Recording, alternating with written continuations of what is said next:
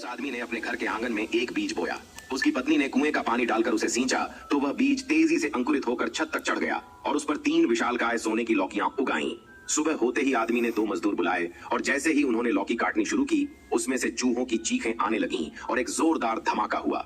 हजारों चूहे निकलकर उसके अनाज के भंडार की ओर दौड़ पड़े और पूरा अनाज चट करके उसे चूहों की लीद में बदल दिया।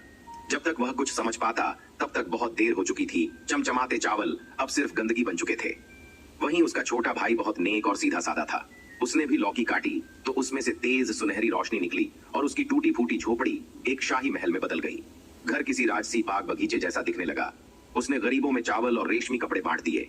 जब कंजूस भाई को यह सब पता चला तो वह दौड़कर उसके घर पहुंचा। वहां की सोने की जमीन, हीरे जवाहरात और रौनक देखकर उसके मन में चोरी का ख्याल आया। मौका मिलते ही उसने सोने से भरा एक संदूक चुरा लिया और घर जाकर अपनी पत्नी को सब कुछ बता दिया।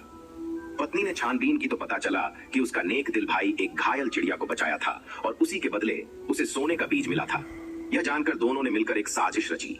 रात के अंधेरे में आदमी छत पर चढ़ा और उस चिड़िया को पकड़कर उसका पैर तोड़ दिया। यह देखकर उनके घर की काली बिल्ली तक हैरान रह गई और सोचने लगी कि उसका मालिक उससे भी ज्यादा निर्दयी है। आदमी ने फिर दिखावे के लिए चिड़िया का इलाज किया और उससे कहा कि बदले में उसे 5 सोने के बीज देने होंगे। घबराई हुई चिड़िया किसी तरह बची और 3 दिन लगातार उड़कर अपने राज्य में पहुंची। वहां उसने चिड़िया रानी को अपने साथ हुए अत्याचार की पूरी कहानी सुनाई। रानी यह सुनकर बहुत गुस्से में आ गई और उसे एक सोने का बीज दे दिया। दरबार के सारे मंत्री और सैनिक भी इस लोभी आदमी के अत्याचार से नाराज हो गए। आदमी को आखिरकार वो सोने का बीज मिल गया जिसका उसे लालच था। उसने उसे अपने आंगन में बोया। बीज से एक पौधा निकला और रातों रात उसमें 3 बड़ी बड़ी लौकियां उगाईं। अगले दिन उसने मजदूर बुलवाए और पहली लौकी कटवानी शुरू की। तभी एक जोरदार धमाका हुआ और हजारों चूहे निकलकर उसके अनाज के भंडार की ओर दौड़ पड़े और सारा अन्न खाकर उसे चूहों की लीद में बदल दिया। वह फिर भी नहीं माना और दूसरी लौकी कटवाने लगा। आधा कटते ही उसमें से नीली चमक निकली और 3 साधु प्रकट हुए। वे उसके घर की सारी रेशमी कपड़े और कीमती वस्तुएं उठाकर ले गए। गुस्से में आकर उसने तीसरी लौकी पर कुल्हाड़ी चलाई।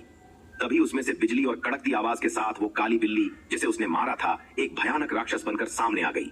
उसकी दहाड़ इतनी डरावनी थी कि पति पत्नी दोनों डर के मारे चूहों की लीद में जा छिपे। लेकिन राक्षसी बिल्ली ने उन पर हमला कर दिया और दोनों को मार डाला।